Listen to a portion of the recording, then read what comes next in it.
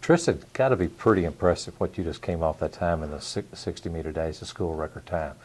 Ever think you would run a time of like 7.09 seconds in the 60-meter days? I hadn't imagined it. Last year I ran about 7.3, and so that was a good jump for me to get to that this year. Yeah, how do you make that big a jump just right out of the gate like that? It took a lot more training in the off season, and I really worked on my lower body strength, and flexibility was really a big key, I think, for me.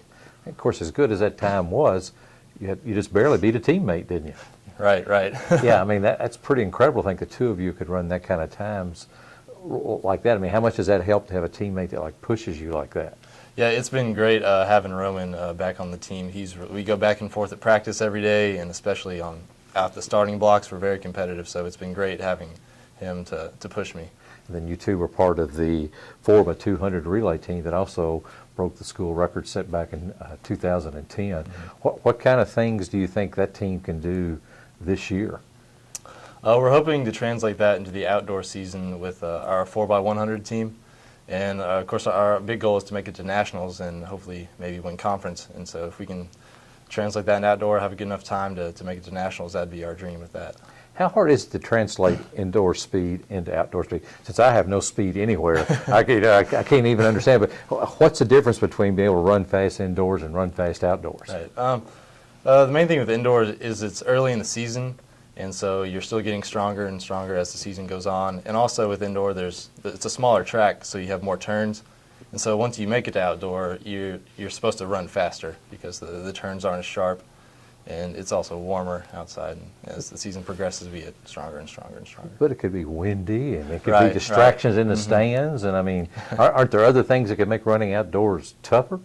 Yeah, there are some factors like that. But generally, we get better as we go on. And so hopefully by conference time, we're peaking. So you prefer the outdoors? Yes, sir. Okay. Now, when you were at Boyle County, I remember you being a good sprinter. But did you ever envision being able to run the kind of times you're running now? No, I always hoped I could, and I always hoped as I got older, my body would get stronger and be better built for running. But I didn't start until my junior year in high school, so I didn't even think I was going to be a runner at that time. I just wanted to high jump, and I got put in a relay team, and I've been running ever since. So. Yeah. So what's life at Center College been like for you? I mean, you're not very far from your high school and home and everything. So what's it been like staying here and going to school at Center?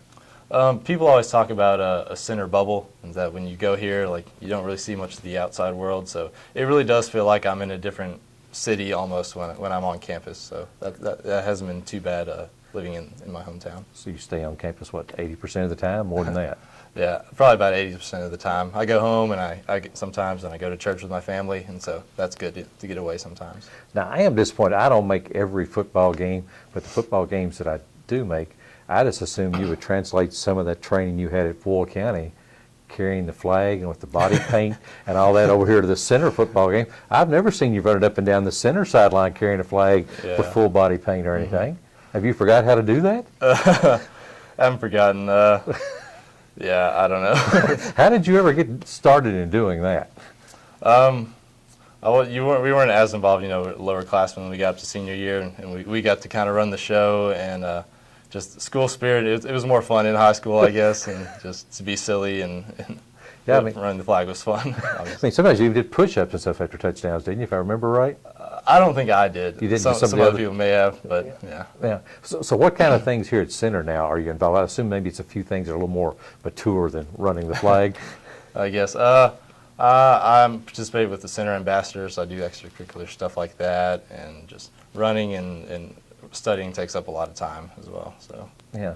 So outdoor season will be here before long. And again, you're talking about hoping to win conference and that kind of thing. How realistic do you think that can be this year for your relay team and to make nationals and all? This year as a relay team and as a team in general, last year Birmingham Southern took a commanding lead in one conference, and so we made a lot of additions and got some really fast freshmen coming in, and I think overall we compare better with Birmingham Southern now, and I think with our relay, if everyone stays healthy and if we're peaking at the right time, I think it's definitely possible to win conference and hopefully make it to nationals. Now, would your coaches agree with that? I mean, they had the same kind of expectations. Would they kind of downplay them at this time? How do you think they would feel? Coach Owens especially always envisions us winning conference. That's always the goal, and so we always, I don't know, we don't necessarily expect to win, but that's what we're trained for. That's our ultimate goal. Yeah. What do you like best about Coach Owens? Her intensity and her passion, and she's always my main event has usually been the 400, and she always is at the turn like yelling, and I can hear her clear as day. I usually black everyone else out, but her, she's clear. Yeah, she seems such a sweet, lovable person. You put that coach in that whistle. I don't know if she still carries a whistle like she did at some time, but when she gets out there, passionate and intense are probably the best words for her, aren't they? I agree.